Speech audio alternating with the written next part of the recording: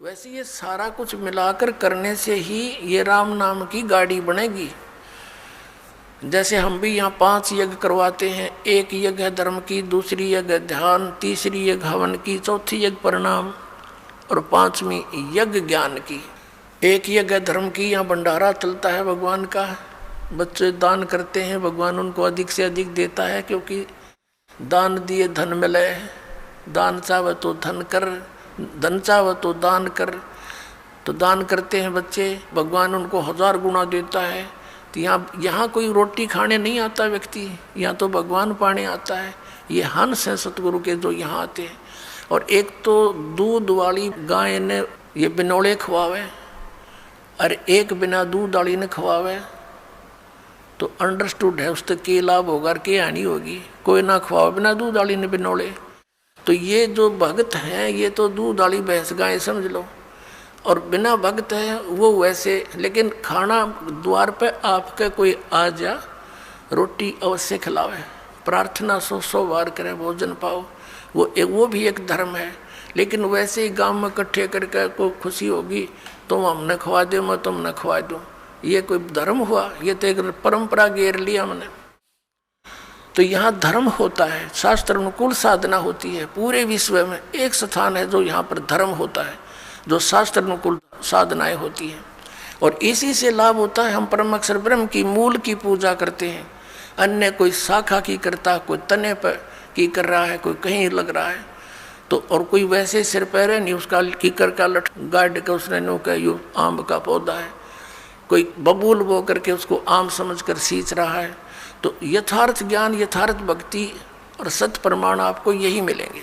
तो जैसे एक यज्ञ है धर्म की, दूसरी यज्ञ है ध्यान या भंडारा होता है, दिन रात सदा व्रत चलता है कबीर भगवान का, सदा व्रत है ये। भगवान कबीर साहब का चला हुआ, जीव के बस का नहीं। ऐसे सिस्टम को कोई बना दे या इस पृथ्वी पर चालू कर दे। सतलोक से भेजता अपने बच्चों के लिए एक्स्ट्रा ऐड आपके लिए। आपकी किस्मत में नहीं होता जो भगवान आपको कबीर साहब देगा, क्योंकि आपकी किस्मत में होता तो इससे पहले ही बहुत कुछ हो जाता। यहाँ आपके किस्मत में एडिशन करेगा भगवान, और आपके पाप कर्मों को नाश करेगा, उन प्रारब्ध के अंदर आने वाले संकटों का नाश करेगा। जैसे फसल के अंदर खरपतवार पैदा हो जाता है, अब एक औषधि बन गई। ये मटेरियल तो पहले भी था, लेकिन इसको बनाने वाला नहीं था। अब वैज्ञानिकों ने वो ऐसी औषधि बना दी कि उस फसल के अंदर उस औषधि को डाल देते हैं तो फसल बच जाती है, खरपतवार का नाश हो जाता है। तो इन सदग्रंथों में वही मंत्र हमारे विद्यमान थे, लेकिन ये सारनाम जो था ये गुप्त था। परमात्मा कहते हैं सोहम शब्द हम जग में लाए, और सार शब्द हमने गुप्त छपाए। और उस सार शब्द को अभी तक सार्वजनिक नहीं करना था। धर्मदास मेरी लाख दुहाई, ये सार शब्द की तबार न जाई। सार शब्द बार जो पढ़ी, बिचली पीढ़ी हंसनी तरही। सार शब्द जब तक छुपाई, जब लगे 12 पंथ मिट जाई। तो इस सार शब्द को सार्वजनिक करना था, डिक्लेयर करना था, तो ये समय अब तक छुपाना था। तो ये जो पाप नाशक औषधि ईब तैयार होगी, जो खरपतवार का नाश करती है और फसल सुरक्षित रह जाती है। तो इस प्रकार यहाँ जो भंडारे होते हैं, ये भंडारा है, ये धर्म यज्ञ है। दूसरी यज्ञ ध्यान की, या ऐसा ज्ञान सुनाया जाता है, उस परम पिता का चिंतन यानी ध्यान होता है, मेडिटेशन होता है। मेडिटेशन ये हठ योग नहीं है, 2.5 घंटे बैठ सुबह 2.5 घंटे शाम। इससे पहले हजारों वर्ष डड़े डोके चले गए वो ऋषि जी। और ये राधा स्वामी धन सतगुरु वाले और ये क्या कहे, हम तो सीधे त्रिकुटी में ध्यान लगाओ है। एक भगत कह रहा था, बोला वो ऋषि कुंड से एडी में ध्यान लगाया करते, जो 18 वर्ष धक्के खा गए, वह भी त्रिकुटी में लाया करते। तुमने ना सोचो थारी परम धनी लाई त्रिकुटी ने ढूंढ गए, या तो इन्हें गा के घेर रखिए त्रिकुटी, इस आगे किससे ना पता, और उन त्रिकुटी का भी ना पता कहाँ पर है। तो ये ध्यान जो है ये क्या है, एक टेंशन टाइप होना चाहिए हमारा, टेंशन जिसका हो जाती है। जैसे किसी को किसी भी कारण से टेंशन होगी तो उसकी रह कर माइंड की सुई वहीं जाएगी। बात भी कर रहा है, थोड़ी देर के बाद फिर वहीं किसी से बतलाता है, 2 मिनट के बाद फिर वहीं ध्यान पहुंच जाता है। तो ये है हमारा मेडिटेशन, ये है सहज समाधि। जो पति वर्ता पति से राती आन पुरुष नहीं भावे, बसे पीहर में सुरत प्रीतम में, ऐसे ध्यान लगावे। जैसे बेटी अपने घर आ जाती है, वो रहती अपने पिता के घर पर है लेकिन उसका ध्यान पति में रहता है, वहाँ के कार्यक्रम में रहता है, वो बातें भी करती है, काम भी करती है, लेकिन अंदर से उसका ध्यान वहाँ से, वो है मेडिटेशन। हमारा मेडिटेशन ये है, क्योंकि हम परमात्मा के यहाँ गुणों से, ज्ञान यज्ञ से ऐसा प्रेरित कर देंगे कि आपका ध्यान उस सचखंड के अंदर रहने लग जाएगा। ये तो गंदा लोग, कल मर जा, पता यहाँ कौन है, आगे पता नहीं कहाँ डालेगा ये, तो एकदम आपका यहाँ से सिमट कर, उल्टा हट कर, जब तक यहाँ रहोगे, जैसे लड़की अपने पिता के घर पे रहती है, सारा काम करती है, लेकिन उसकी अंतिम इच्छा होती है पति आवर, चलो अपना काम संभालूंगी, वहाँ से ऐसे बहुत सा कार्य है। तो ये हमारा मेडिटेशन ये है, ये सहज समाधि कहलाती है। और फिर क्या बताया, जैसे आप कई दिन पहले यहाँ आने के लिए, क्योंकि घर में 2 सदस्य नाम ले रहे हैं, 4 नहीं ले रखा, तो वो रोज़ वो ये भी कहते हैं तीसरे दिन चले जाते हो, तुमने तो पता नहीं क्या पा गया, तो वो भी चिंता बन जाती है कि ये हम चालन की कहेंगे, ये तोड़ी घेरेंगे।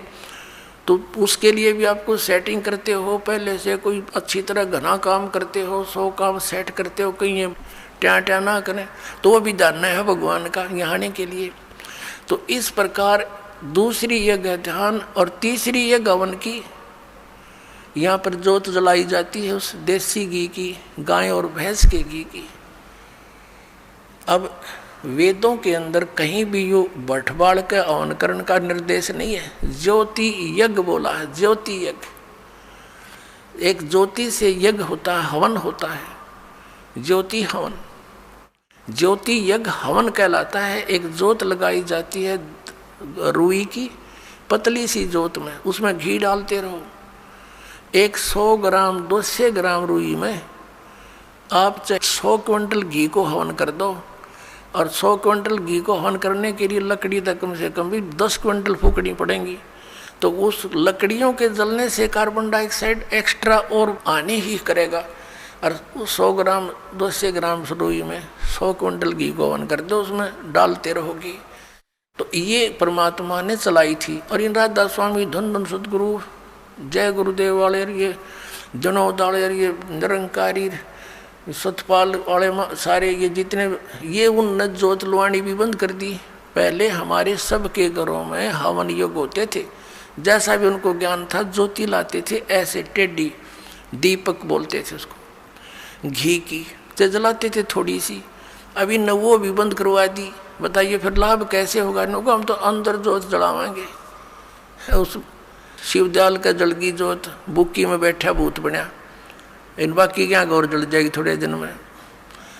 धर्म छुटवा दिया। अब पुनः इस दास के ऊपर इतना वजन आ गया कि उस बिगड़े हुए सारे सिस्टम को फिर सेट करवाना, और किसी को कोई विरोध का सामना करना पड़ रहा है, किसी को किसी का। लेकिन ये ज्ञान होने के बाद फिर तो मीराबाई वाला काम हो जाएगा आपके साथ में। चाहे कोई गुंडी कहो चाहे बुंडी, मेरी तो सूरत राम में लगी, मुझे कुछ भी कहो, अब मैं इस मार्ग से विचलित नहीं हो सकती।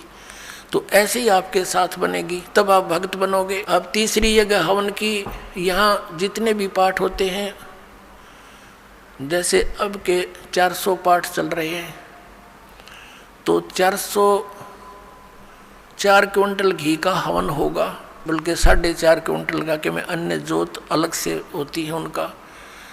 और पर 10वें दिन ऐसे ही 4-5 क्विंटल घी का या परमात्मा का हवन होता है। तो ये विधिवत यज्ञ है। चौथा यज्ञ प्रणाम। अब जैसे यहाँ दंडोत प्रणाम कराते हैं, इस मन के अंदर, हमारे अंदर इतना गंद भर दिया इस काल ने, अभिमान ठोक दिया। अभिमान के पास भगवान नहीं आ सकता। परमात्मा का और अभिमान का बिल्कुल न सोच ले, नॉर्थ और साउथ पोल समझ लो इनको, ये आपस में कभी नहीं मिल सकते। तो इसको हमने अहंकार को ख़त्म करना पड़ेगा। इस माटी का हम कितना अभिमान बना लेते हैं। छोटी सी पोस्ट मिल गई, आंडी पाक जाए, धरती तोल देते, मंत्री प्रधानमंत्री बन जाए, पता नहीं क्या बन जाते, और 1 मिनट में अधरंग मार जा है, पांगा मुंह हो जा, हाथ उठे नहीं, नो पड़े पड़ा मुंह बावर माखी लकड़े और बड़े, हटा नहीं सकता उनको। तो इस मिट्टी का अभिमान ये काल का इंजेक्शन है, ये बेमतलब का, इसको भी हमने सेट करना है।